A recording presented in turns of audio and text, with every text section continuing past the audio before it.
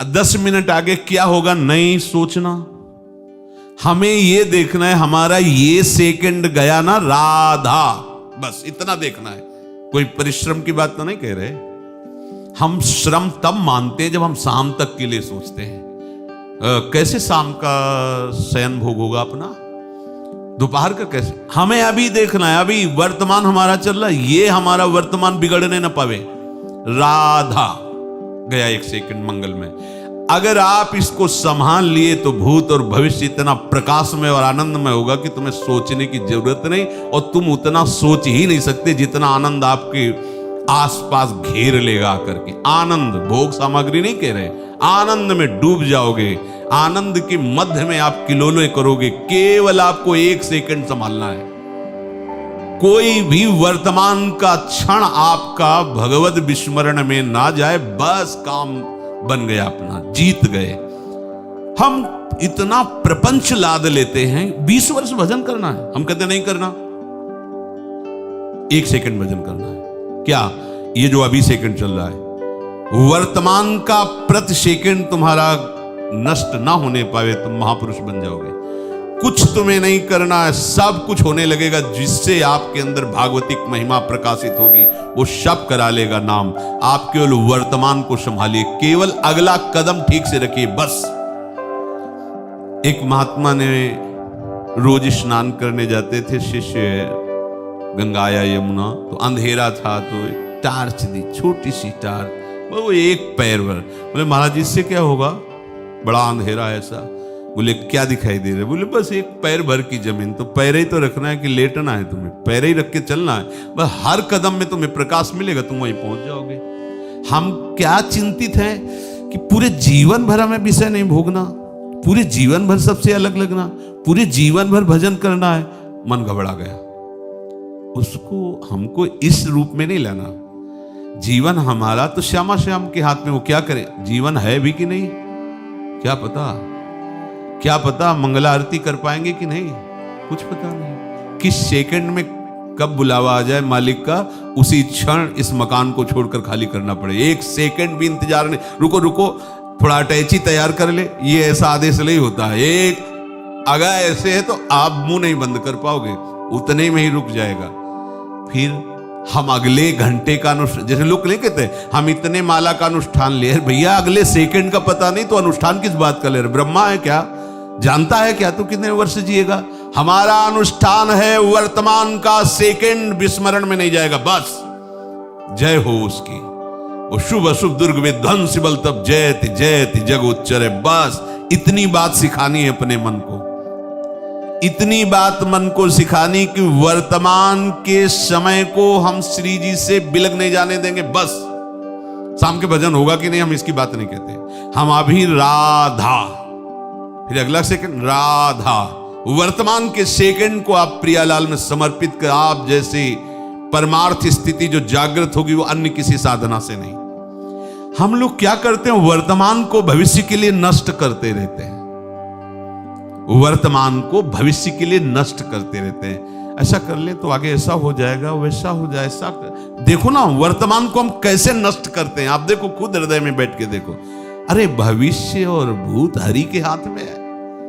और हरि के हाथ में क्या है, हरि नाम के अधीन है, और नाम हमारे हाथ में है, तो सब हमारे हाथ में हो गया। वर्तमान राधा राधा राधा राधा राधा। भगवान अगर अधीन हुए हैं तो नाम जापक के अधीन हुए हैं। कोई आज तक तपस्या से अधीन कर पाया हो, योग से अधीन कर पाया हो, ऐसा प्रमाण नहीं मिलता। जहां मिला है तो सुमिर पवन सुत पावन नामू, अपने बस करि राखे रामू। पतंगो यथा तो मनु भ्राम में माणा, डोरी हाथ में है पतंग कहाँ उड़ के जाएगी। डोरी है नाम, पतंग है प्रिया प्रीतम। घसीटते रहो डोरी, पतंग नजदीक आती रहेगी। साधन और नहीं तिनके, बस एक मात्र नाम को पकड़ लिया। अब नाम आपसे सब करवाएगा। सेवा करवाना, कैसी मानसिक कैसी शारीरिक सेवा, वो सब, वो परम गुरु है नाम। नाम हमारा गुरु है, नाम हमारा जीवन है, नाम हमारी सर्व सामर्थ्य है। और वर्तमान में हमें जपना है, भविष्य के लिए नहीं। हम लोग भविष्य के लिए टालते हैं। वर्तमान में भोग आया, भोग लेते हैं, वर्तमान में एक क्रिया है, कर लेते हैं, और भविष्य में नाम जप करें। शाम के शांति से नाम जप, शाम के ऐसी कलह हो सकती है कि शांति खोजने से भी नहीं मिलेगी। आज अभी वर्तमान में तुम अगर नाम जप कर लिए तो अशांति तुम्हारा स्पर्श नहीं कर पाएगी। अपने लोगों को माया क्या चाल चलती कि वर्तमान को नष्ट करवाती है और भविष्य के भजन के लिए, समझ रहे ना। अभी कोई अवस्था है तुम्हारी भजन की, अभी तो तुमने संसार देखा नहीं, देख लो ना संसार, और जितने देखने गए आज तक लौट के नहीं आए।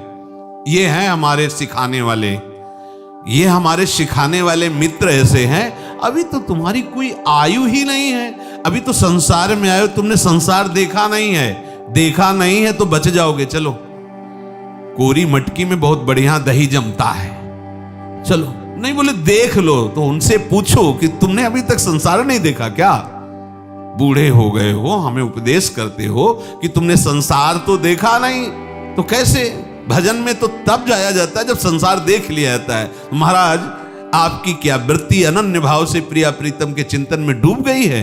नहीं, पर उपदेश कुशल बहुत तेरे। अभी उनको आज तक कोई संसार से हटा है तो अतृप्त होकर ही हटा है, तृप्त होकर नहीं। बरबस राज सुत नृप दीन्हा हरिहित आप गवन, जबरदस्ती छोड़ना पड़ेगा। आज छोड़ो या 100 वर्ष बाद या 100 जन्म बाद, ऐसे कोई नहीं निकलता संसार। अब तो हो गया, अब कछुनाथ न चाहे, अब भजन करेंगे। आज तक एक भी पुरुष नहीं, जो निकलेगा संतुष्ट होकर निकलेगा, वो अतृप्त होकर निकलेगा, वो ऐसे अंदर से हाय हाय करके निकलेगा। इतना समय बर्बाद कर दिया, कुछ हाथ नहीं लगा, अब चलो हरि शरणम हरि शरणम। जब तक आप ये सावधानी नहीं रखेंगे कि आपका वर्तमान, बहुत बहुत बहुत महिमामयी बात कर रहे हैं, अपने लोग मन को इतना बोझा दे देते हैं कि वो हमारा साथ देना बंद कर देता है। बहुत चतुराई से इसे संभालना है। अगर ये शासन में नहीं आया तो ये बात आप समझ लीजिए, आप कुछ नहीं कर सकते, कुछ नहीं कर सकते। अगर ये बिगड़ जाए तो तुम्हारी ताकत नहीं कि तुम संभाल लो। सवार को रौंद के फेंक देगा, ऐसा एक सवारी है। और अगर दुलार करके बिगड़ेल घोड़े को 2 स्थिति में संभाला जाता है। एक तो उसे दुलार किया जाता है, सवार पहले ना खूब हाथ फेराता है, पुचकारता है, दुलार करता है, और फिर बैठता है, और जब चाल बिगाड़ता है तो चाबुक भी मारता है। दोनों बात करनी है मन को। ये मन ऐसा नहीं कि तुम इसके खिलाफ ही इसको चला लो, ऐसा नहीं है। दोनों बात करनी पड़ेगी। जब ज्यादा बिगड़ रहा हो और धर्मयुक्त मांग हो, धर्मयुक्त साधना से युक्त, साधना से अलग करने वाली मांग में चाबुक चलाना है, वो बिगड़ी चाल, उसमें चाबुक मारना नहीं। और अगर वो अनुकूल साधना के मांग कर रहा है तो उसे दे दो, उसको अनुकूल भी बनाना है, दुलार भी करना है। इतना उसके ऊपर बोझा मत लाद दो। अब अभी 4 बजे से सत्संग, और फिर मंगला, फिर ये, फिर 9-10 बजे तक तो यही लगा रहता, फिर घर में सेवा करो, फिर ये चिंतन काहे करवा रहे हो उसको, ये बोझा काहे लाद रहे? नहीं नहीं नहीं, वर्तमान में सत्संग सुनो, आगे वाले मिनट में ठाकुर जी जाने, हमको उसको फुसला के चुपचाप लगाना है। ये 1 सेकंड केवल हमें संभालना है। संतों ने कहा है, शास्त्रों में लिखा हुआ है, वर्तमान को संभालना है हमें। वर्तमान शाम के जो होगा ठाकुर जी जाने, तुम चिंता मत करो। शाम की बात अभी देखो, अभी हम क्या करते हैं, अगर हमसे गलती भी हो जाती है कोई, तो पीछे गलती हुई हो तो गया भूत में, और वर्तमान को उस गलती के चिंतन में नष्ट करते हैं, और आगे के लिए हम बहुत चिंतन करते हैं। तो वर्तमान में जब आपका भजन नहीं हुआ तो पीछा भी बिगड़ा, आगा भी बिगड़ेगा। सामर्थ्य कहां से आएगी तुम्हारी? अपने को वर्तमान संभालना है, केवल वर्तमान संभालना है। क्या समस्या है बोलो? हम ये नहीं कह रहे कि आप भूखे रहो, हम ये नहीं कह रहे कि आप वर्तमान में जब तक चेतना है, प्रति सेकंड को आप केवल संभालो, 1 सेकंड को। राधा, इतनी सामर्थ्य आ जाएगी कि आपको राधा बोलना नहीं पड़ेगा, आपकी नस नाड़ियों से बोलना प्रारंभ हो जाएगा, राधा राधा राधा। आप लोग उपासना में लगे हैं तो आप अनुभव कीजिए, कभी कभी ऐसा होता है कि हमें पता नहीं होता भजन चल रहा होता है। जब झांक के देखते हैं तो हृदय आनंद से भर जाता है कि अरे मंत्र चल रहा है, नाम चल रहा है, मैं तो कर ही नहीं रहा, ये तो स्वयं चल रहा है, कोई पद चल रहा है। कि हुआ क्या? आपने संभालना शुरू किया, यंत्रों ने पकड़ना शुरू किया। अब आपको वर्तमान केवल संभालना है। यदि ये बात नहीं समझे तो वर्तमान में हमारा समय इसी वृत्तियों से नष्ट होता है। ज्यादा व्यक्तियों के कुसंग से तो अपने लोग बचे हुए हैं, क्योंकि एक सीमा है, लेकिन वृत्तियों के कुसंग से, कोई रागात्मक वृत्ति, कोई द्वेषात्मक वृत्ति, हमारा समय उसी में जा रहा है। हम सावधान, वर्तमान को नष्ट कर रहे हैं, हम वर्तमान के समय को नष्ट कर रहे हैं हम रागात्मक द्वेषात्मक वृत्तियों के द्वारा। हम पहले वृत्तियों पर नजर रखें। व्यक्ति हमारा कुछ नहीं बिगाड़ सकता। हमारी वृत्ति श्यामा श्याम में लगी तो व्यक्ति हमारा क्या बिगाड़ सकता है? अगर वृत्ति श्यामा श्याम में नहीं लगी तो व्यक्ति हमारा क्या बना सकता है? 14 घंटे सत्संग सुनो और वृत्ति जीव की त्यों छूट की हो तो 4 मिनट में 14 घंटे के सत्संग पर पोछा लगा देगा। ऐसे आचरण करवा देगा कि आप बैठना मुश्किल हो जाएगा सत्संग में, आप इधर गली में आना बंद कर देंगे। वो ऐसी वृत्ति पैदा कर दे। वृत्ति सुधारना, वृत्ति सत्संग का तात्पर्य है आंतरिक वृत्ति का सत से संग हो जाना। बाहरी व्यक्ति की, बाहरी परिस्थिति की, बाहरी वस्तु की स्पर्श जनित सुख दुख ये हमें उतना घातक नहीं है जितना आंतरिक वृत्ति का है। समझ लीजिए, आप समझ लीजिए। अगर आंतरिक वृत्ति श्यामा श्याम में है तो बाहरी कोई व्यक्ति वस्तु स्थान थोड़े देर के लिए हमें विक्षेप दे सकता है, और हमारी वृत्ति प्रिया प्रीतम में लगी है तो कुछ नहीं बिगड़ेगा। वृत्ति प्रिया प्रीतम से हट गई, व्यक्ति सब अनुकूल, सब कुछ अनुकूल है, धाम है, रसिकों का संग है, उपासना चल रही, सब फिर भी अशांत है, फिर भी दुखी है, परेशान है। कौन परेशान कर रहा है? तुम्हारी वृत्ति। साधना वृत्ति को सुधारने के लिए है। किसकी वृत्ति? सामने वाले की नहीं, अपनी वृत्ति सुधारने के लिए। अगर ऐसा नहीं होगा तो आपको कभी भी भगवत स्वरूप का अनुभव नहीं होने देंगे। ये जो राग द्वेषात्मक वृत्तियां हैं, इसीलिए भगवत स्वरूप बहुत। और फिर जब ऐसे लोगों से मिलन होता है, नए उपासकों के लिए बहुत घातक होता है। जब ऐसे लोग, अरे तुम तो काल के बाबा जी हो, 60 वर्ष हो गए, कुछ हाथ नहीं लगा, तो हक से होता है कि ऐसा भी होता है क्या? जैसे अपनी नई अवस्था में थे कि ऐसा, तब अंदर से एकदम नहीं, शास्त्र झूठे नहीं हो सकते, इनकी पता नहीं क्या पद्धति है, कौन से दोष से युक्त हैं जिसके कारण इनका भजन टिक नहीं रहा, ये इनका अनुभव नहीं मानना, नहीं।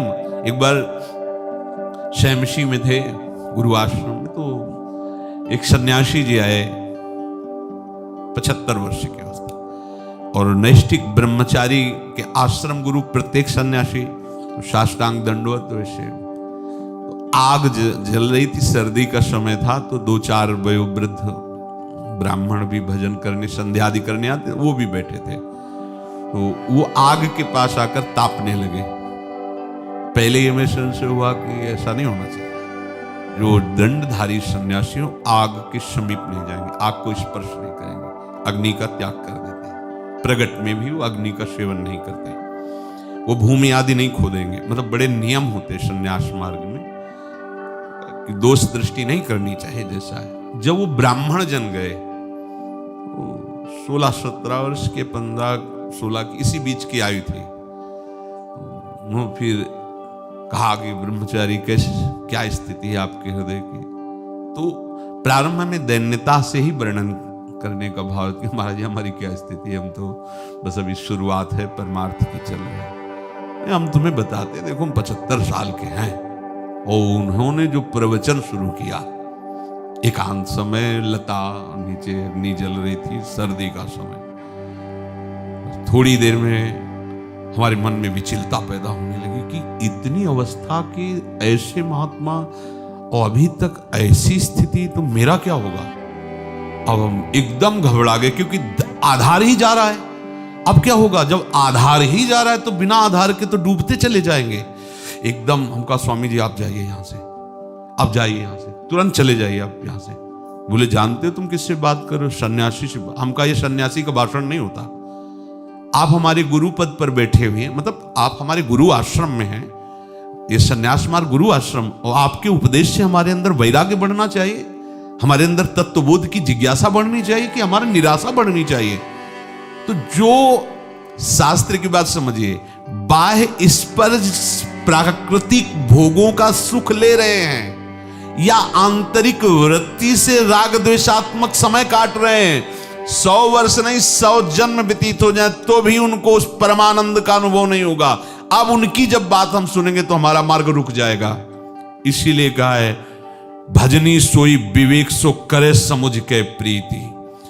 ऐसे शास्त्र शब्दों को बैठा लेना चाहिए कि अगर उस पर नहीं टिक रहा तो चाहे जो कोई हो, हमको उसकी बात नहीं माननी। तस्मात् शास्त्रम प्रमाणम ते, अगर वो शास्त्र सम्मत बात है तब तो ठीक है, नहीं तो ये भी नहीं मानना चाहिए कि इतने वर्ष का ये साधन मार्ग में लगा हुआ, इसको अनुभव नहीं तो मुझे कैसे अनुभव। नहीं मानना चाहिए। वो कौन सी साधन में विशेष त्रुटि कर रहा है जिससे उसको समझ में नहीं आ रहा परमार्थ। हमको सावधान हो कि उन त्रुटियों से हटना है, ना कि उसके अनुभव से हम निराश होकर परमार्थ से भ्रष्ट का मार्ग अपना लें।